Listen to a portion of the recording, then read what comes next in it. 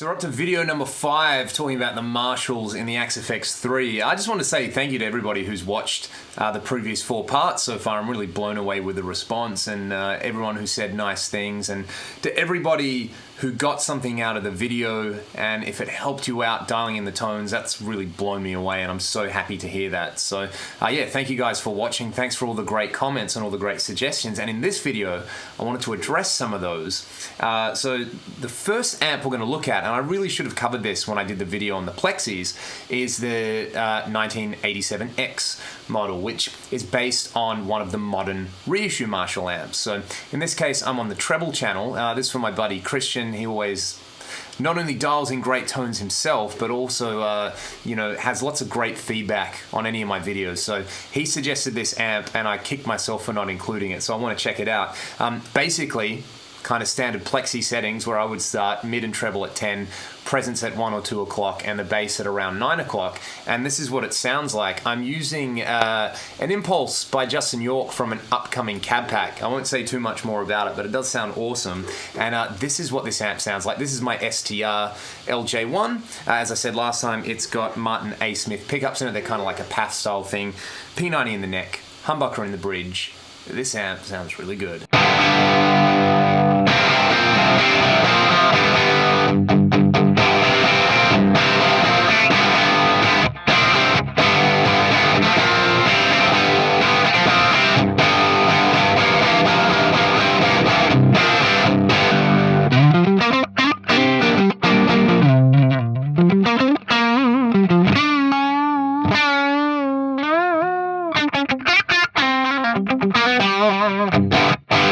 Again, it's kind of a variation on that 50 watt Plexi kind of thing, and it really, really likes a clon style boost in front of it.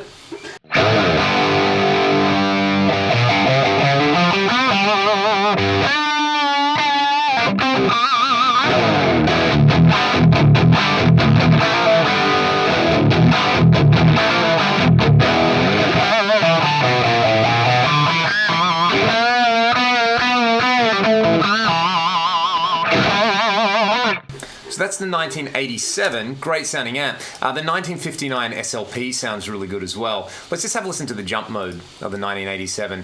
Again, same kind of thing. I run the normal drive a little bit lower than the other drive, so it sounds like this.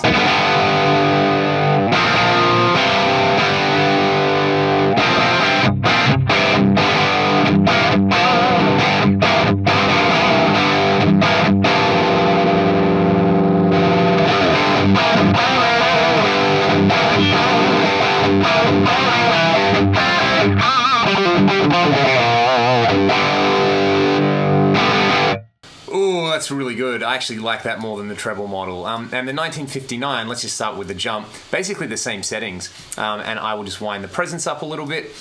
This one has a sort of different character. I don't know. Have a listen to it and tell me what you think.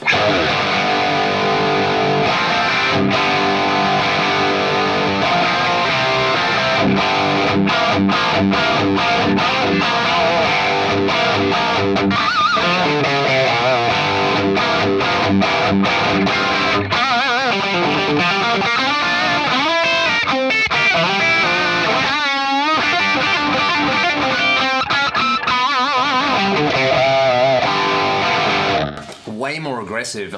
You can get a lot of gain out of this amp. I think that's one of the things that a lot of people overlook with these models. Have a listen to this. This is full-on high gain.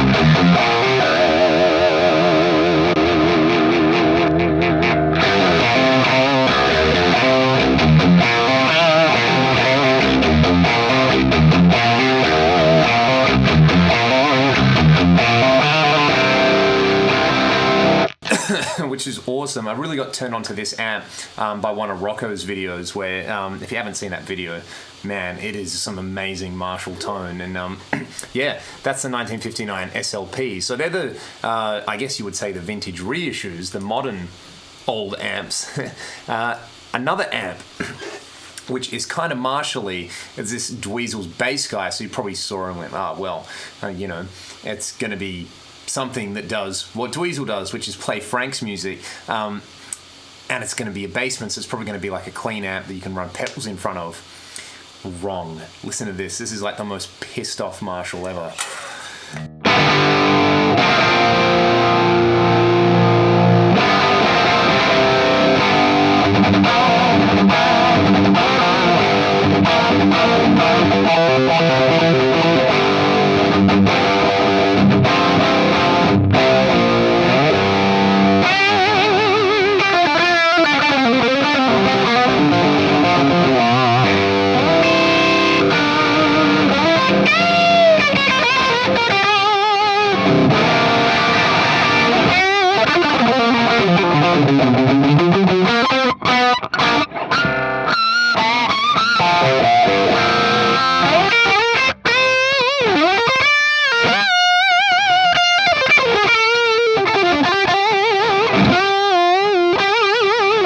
So the amp is actually based on a modified bassman by Blankenship, and there's another Blankenship model in the Axe, I think the Leeds or something like that.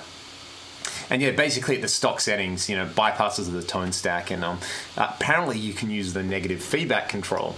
The treble control on Dweezil's amp apparently controls the negative feedback, so this is kind of cool because if you crank it, you get this.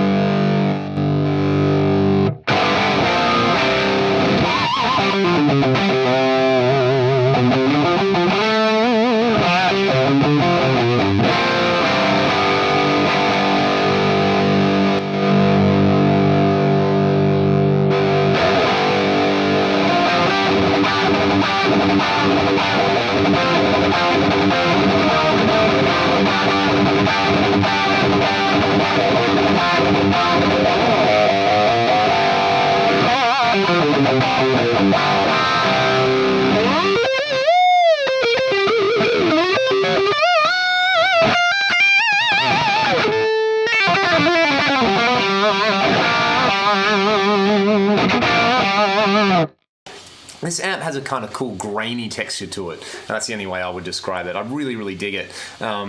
Just for something, I guess it's sort of plexi-ish, but it does have some of those Fender characteristics. So that's Dweezil's bass guy. Cool amp. What have I got in scene C? Well, speaking about the bassman, if you know anything about Marshalls, you know that the original JTM design was based around a bassman, so why don't we use the bass guy normal? All I've done is turn the bright switch off, and I've used plexi style settings, and surprisingly, you get a kind of JTM 45 sound out of it, believe it or not.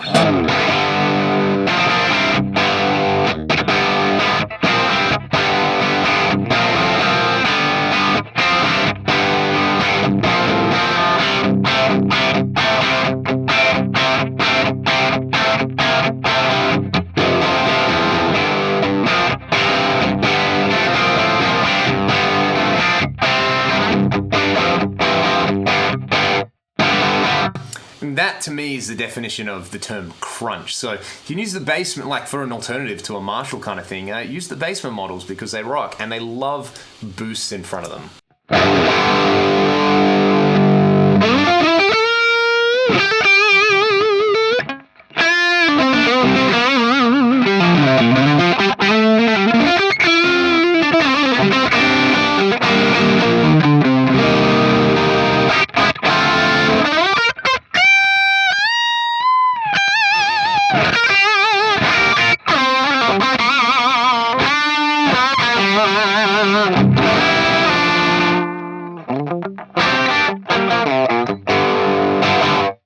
So that is the 65 bassman. The 59 bassman sounds pretty cool as well. And then on scene D, this is an amp I really should have talked about in part 4, is the Friedman Dirty Shirley. So this is, I would say inspired by a JTM 45. It's definitely got some of that JTM 45 DNA in it, although it is a very different amp.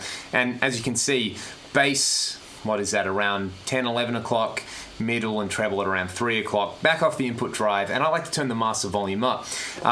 With this IR, this is just AC/DC in a box straight away. It's got a much sort of faster attack and less sag than the JTM 45, which is really good for that kind of thing. So it's like a refined JTM kind of sound.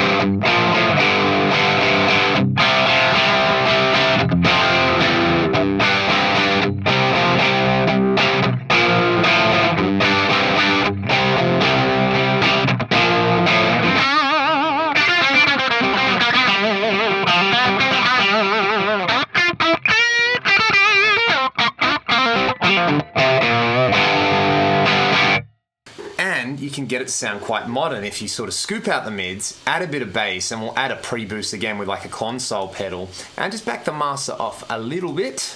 You get this, you get chunk.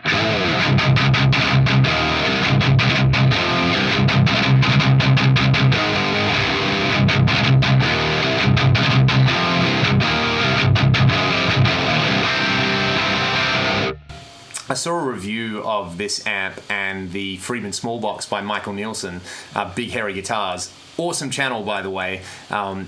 Watch all his videos because he's an absolute master when it comes to these kind of sounds.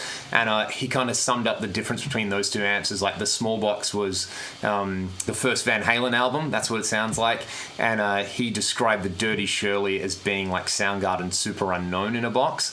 And I would definitely agree with that kind of statement. I'd even say you can cop some of the bad Motorfinger kind of sounds on there.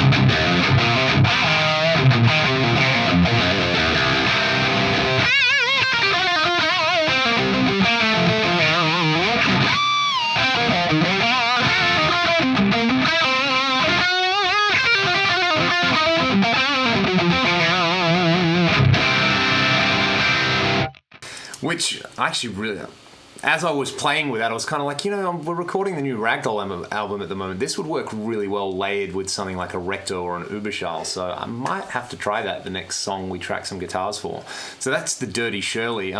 There's a couple of other amps in here which I think are really worth addressing. But I will get to those in another video when I've got some more time. But they're the first 4 or 5 that really sprung to mind. The Marshall Reissues, the Dweezil's Blankenship Bassman, which is awesome, the 65 Bass Guy, and then the Dirty Shirley. I think out of all of them, the Dirty Shirley is my favorite, just because it can kind of bridge that gap between a real vintage, you know, early AC/DC kind of tone and then more of a modern, like, hard rock grunge kind of thing, especially when boosted and played with the right guitar. So yeah, there's part 5 in our Marshall series. These are far more tangentially related to the Marshall amps, but I hope you get some cool ideas from it. Hope you enjoy the tones, and as always, if you're enjoying the video, leave a comment, let me know what you think. Always open to more feedback, and in the meantime, stay excellent. I'll see you guys around.